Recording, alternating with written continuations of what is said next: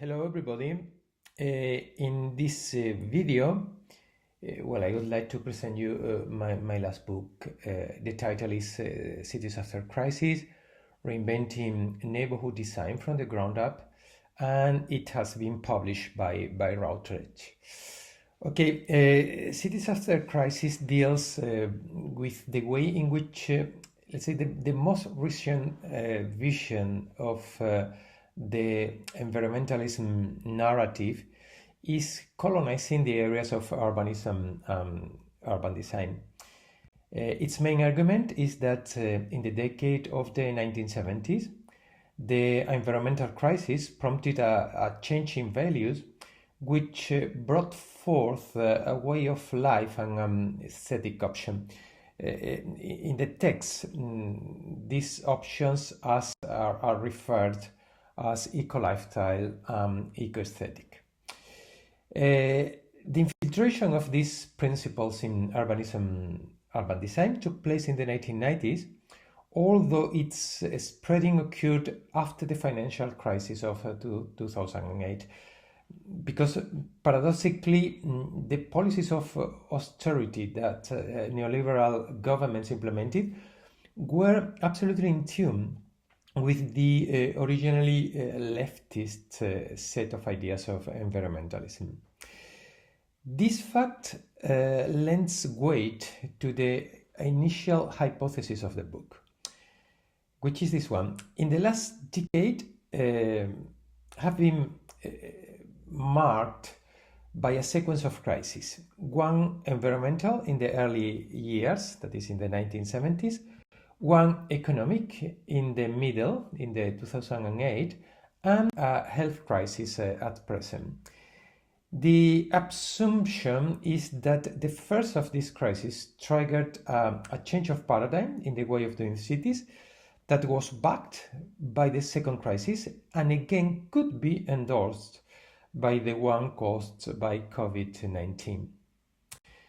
The book points out the 5 pillars that support this change of paradigm: a change on values, a change on the environmentalist debate, a change of scale, a change of resources, and a change of agents.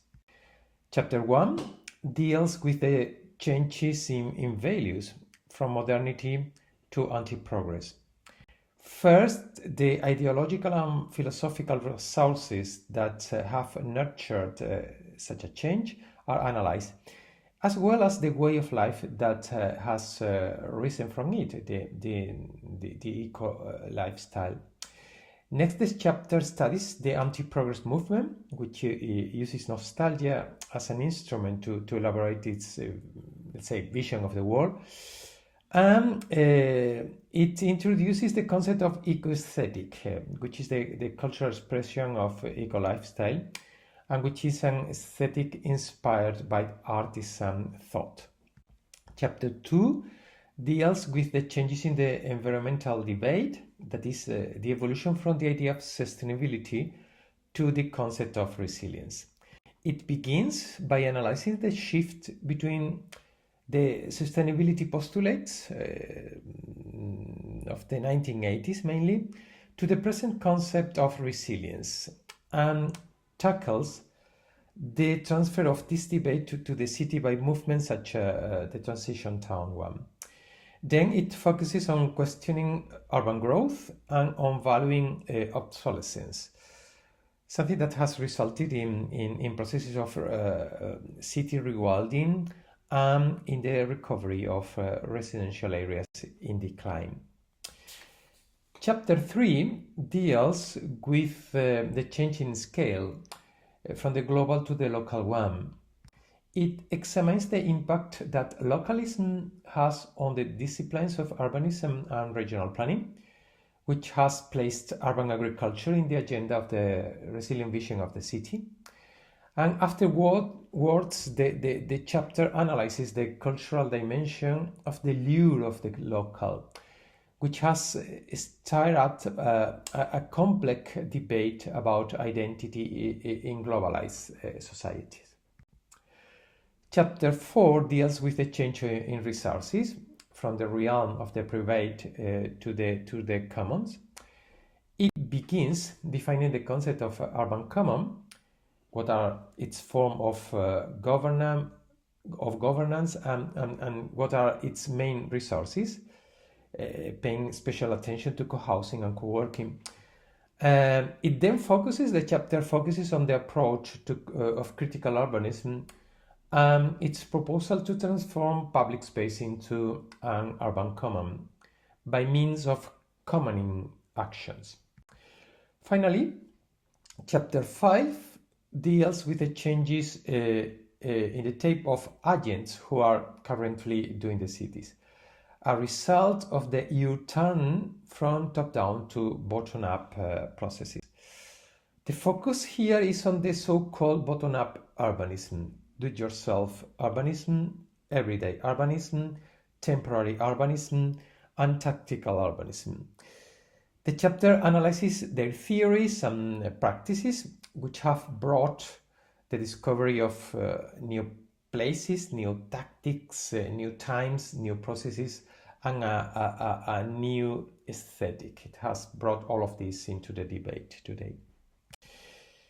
Okay, as case study, the book uses the so-called cool neighborhoods, paying special attention to one of them, Dalston in London.